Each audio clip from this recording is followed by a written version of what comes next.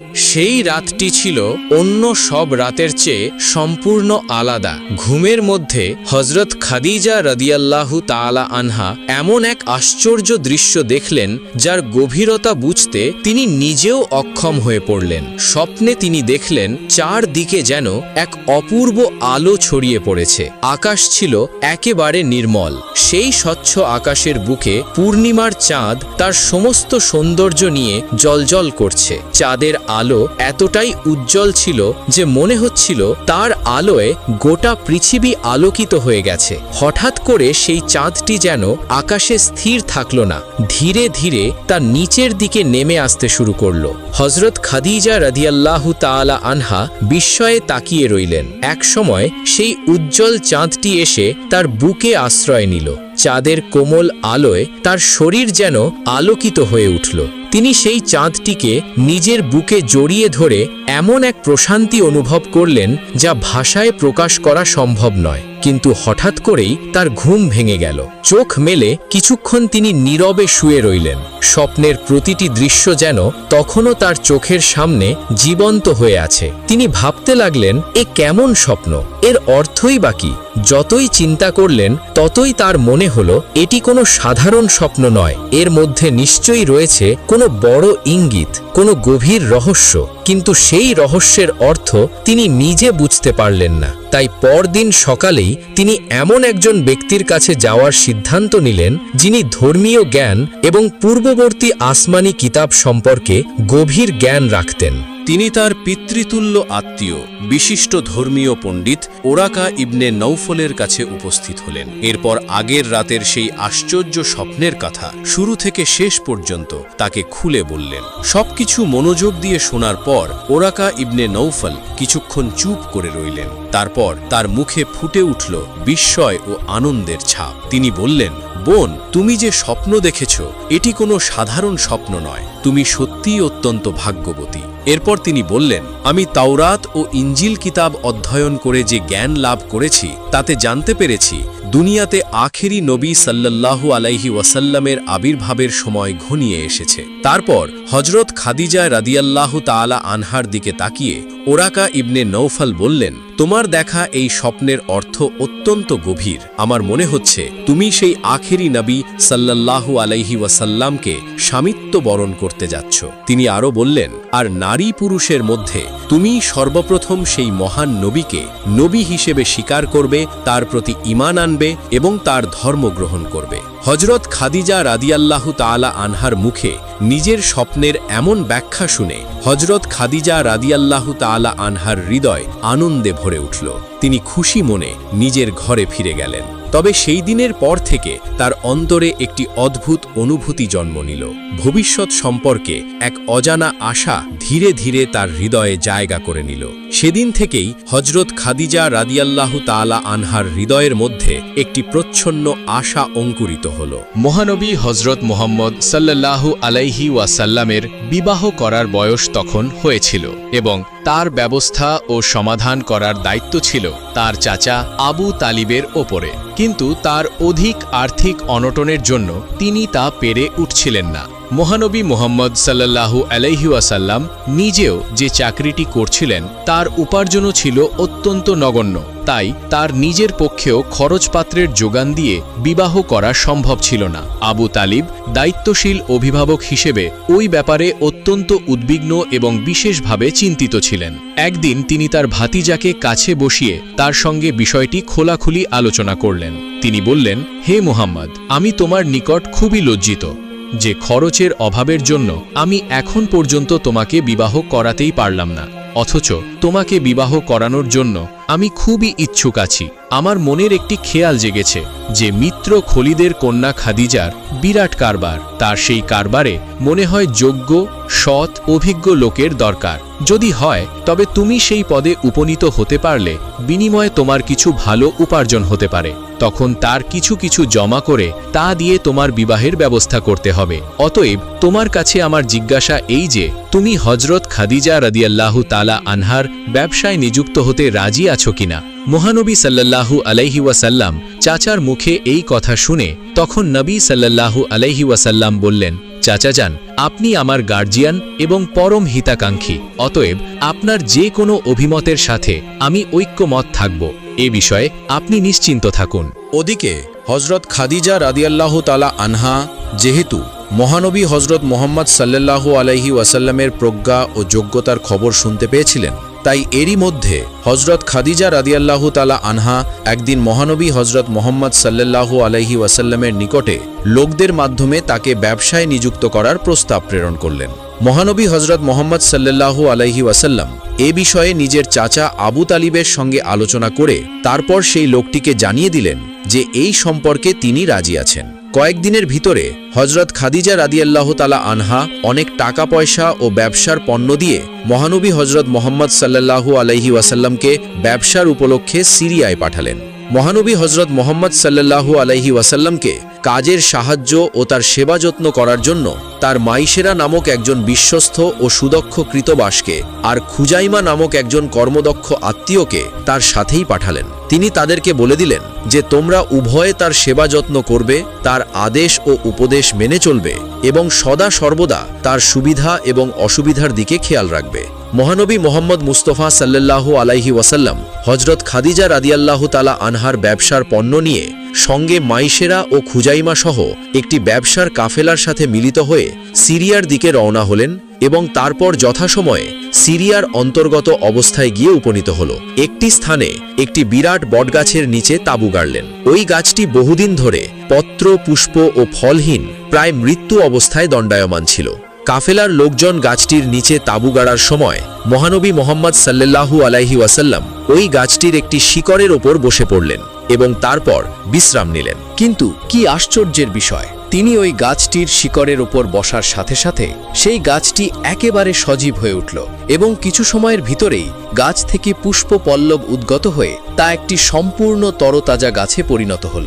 নিকটস্থ লোকজন এই দৃশ্য দেখে খুবই হতবাক হয়ে গেল। ওই গাছটির কিছু দূরে বুখাইরা নামক একজন খ্রিস্টান ধর্মযাজক বাস করতেন। এই সংবাদ শুনে তিনি দ্রুতপদে ছুটে এসে দেখতে পেলেন যে সত্যিই দীর্ঘকাল যাবৎ উক্ত বর্ধমিত গাছটি তরতাজা হয়ে তাতে পত্র, পুষ্প, ফল বের হয়েছে। বুখাইরা যাজক অবাক হয়ে উক্ত কাফেলার প্রতিটি লোকের পরিচয় জিজ্ঞেস করলেন, কেননা তার মনে দৃঢ় বিশ্বাস জন্মেছিল যে এই কাফেলার লোকদের মধ্যে নিশ্চয়ই একজন মহাপুরুষ আছেন। এই গোপন উদ্দেশ্য মনে ধারণ করে তিনি সবার সাথে আলাপ করতে করতে অবশেষে হজরত মুহাম্মদ সাল্লাল্লাহু আলাইহি ওয়াসাল্লামের সাথে বিশেষভাবে আলাপ করে বুঝতে পারলেন যে অদূর ভবিষ্যতে এই যুবক শেষ জামানার নবী হবেন। খ্রিস্টান ধর্মযাজক পূর্ববর্তী আসমানি কিতাব ও ইঞ্জিলের বিশেষ অভিজ্ঞ ছিলেন, তাই তিনি এই সব কিছুই বুঝতে পারলেন। তিনি ইঞ্জিলের শেষ নবীর যে আকৃতি এবং প্রকৃতির কথা পড়েছিলেন, হজরত মুহাম্মদ সাল্লাল্লাহু আলাইহি ওয়াসাল্লামের আকৃতি ও প্রকৃতির সাথে তার হুবহু মিল দেখতে পেয়ে তিনি বুঝতে পারলেন যে তার ধারণা পুরোপুরি ঠিক। বুখাইরা অনেক সময় ধরে হজরত মুহাম্মদ সাল্লাল্লাহু আলাইহি ওয়াসাল্লামের সাথে আলাপ করে তার গভীর জ্ঞানের পরিচয় পেয়ে তিনি খুবই সন্তুষ্ট হলেন। তারপর তিনি মহানবী হজরত মুহাম্মদ সাল্লাল্লাহু আলাইহি ওয়াসাল্লামের সাথী মাইশেরাকে গোপনে বললেন, তোমাদের সাথে হজরত মুহাম্মদ সাল্লাল্লাহু আলাইহি ওয়াসাল্লাম একজন সত্যিকারের মহাপুরুষ।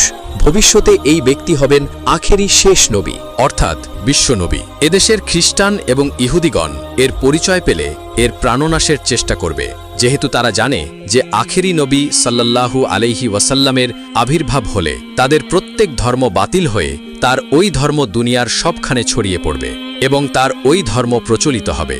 তাই তোমরা দেরি না করে অতি সত্বর প্রত্যাগমন করে তোমরা দেশে চলে যাও।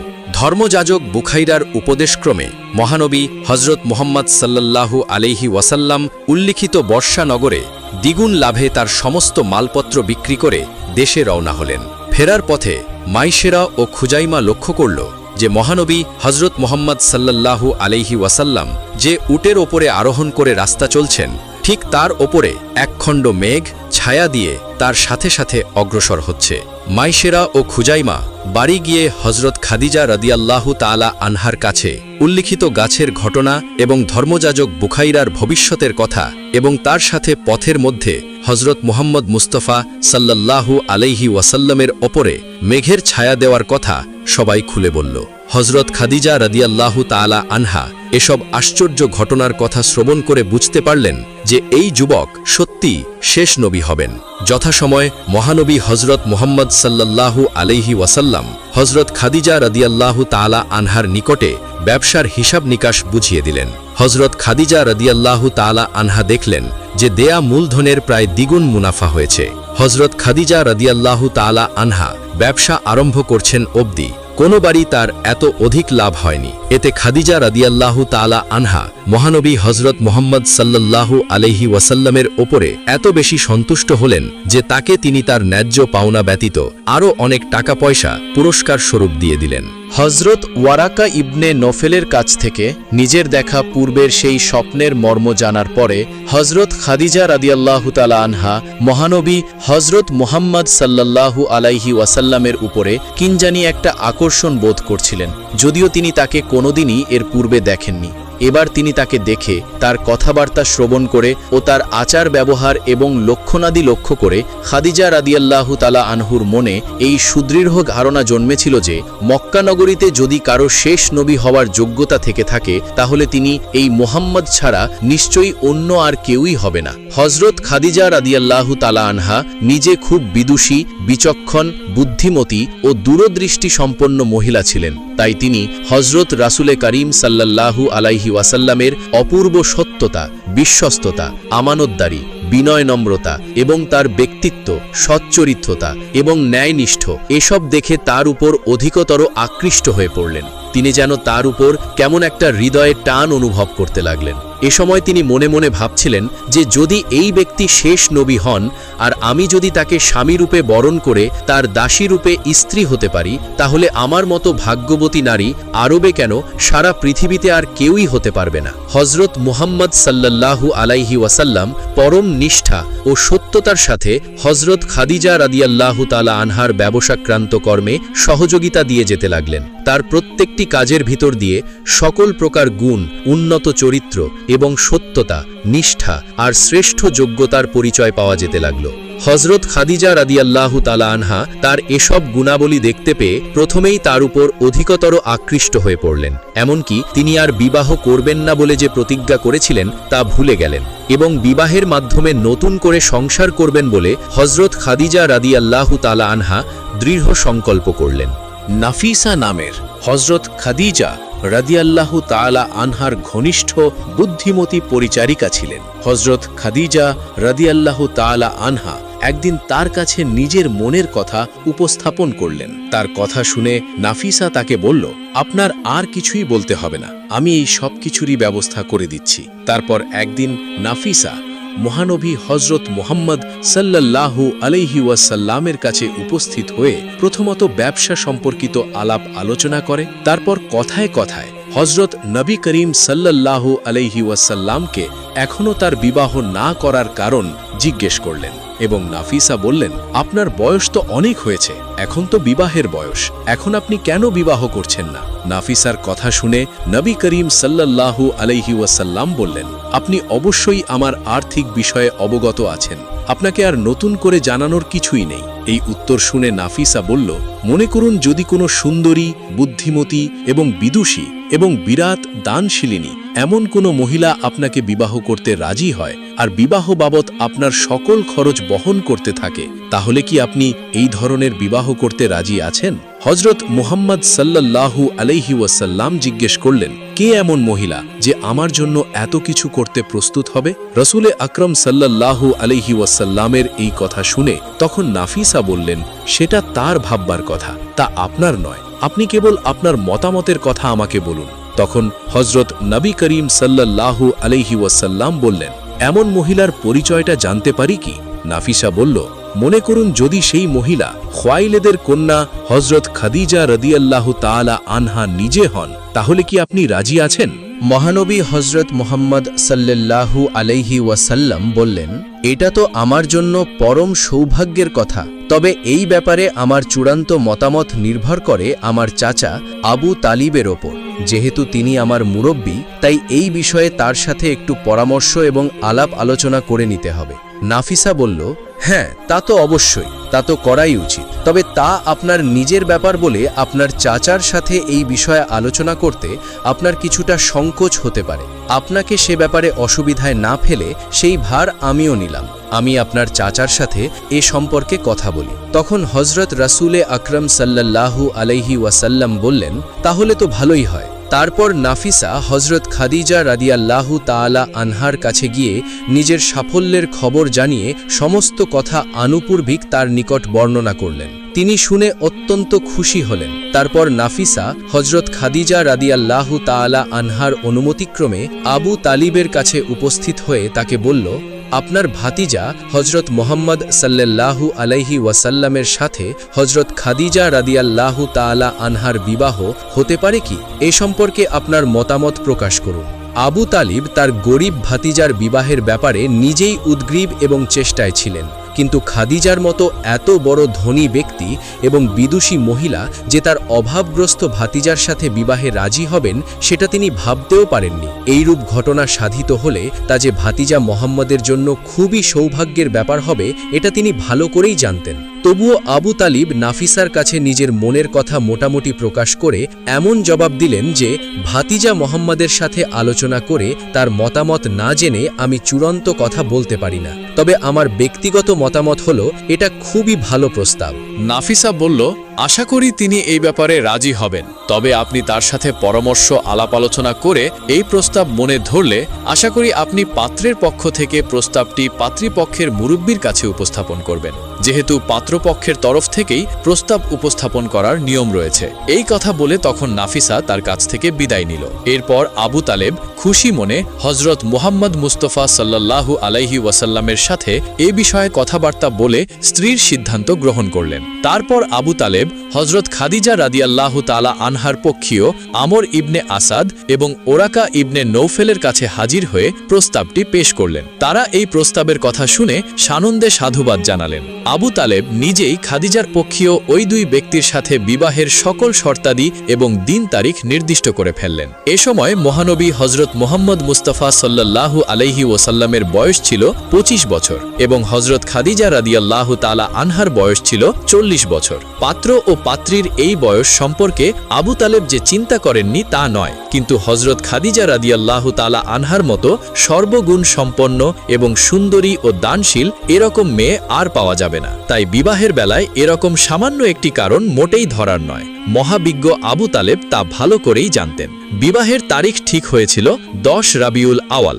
নির্ধারিত সময়ে মহানবী হজরত মোহাম্মদ মুস্তফা সাল্লাল্লাহু আলাইহি ওয়াসাল্লামের পক্ষ থেকে আবু তালেব, হজরত আমির হামজা এবং হজরত আব্বাস রাদিয়াল্লাহু তাআলা আনহু, আরও কতিপয় গণ্যমান্য ব্যক্তি ও আত্মীয় স্বজন আর হজরত খালিজা রাদিয়াল্লাহু তাআলা আনহার পক্ষে তার চাচা আমর ইবনে আসাদ এবং ওরাকা ইবনে নৌফেল এবং আরও কিছু সংখ্যক গণ্যমান্য লোক ও আত্মীয় স্বজন হজরত খাদিজা রাদিয়াল্লাহু তাআলা আনহার বাড়িতে হাজির হলেন এবং তার বাড়িতেই বিবাহ সম্পন্ন করে দিলেন।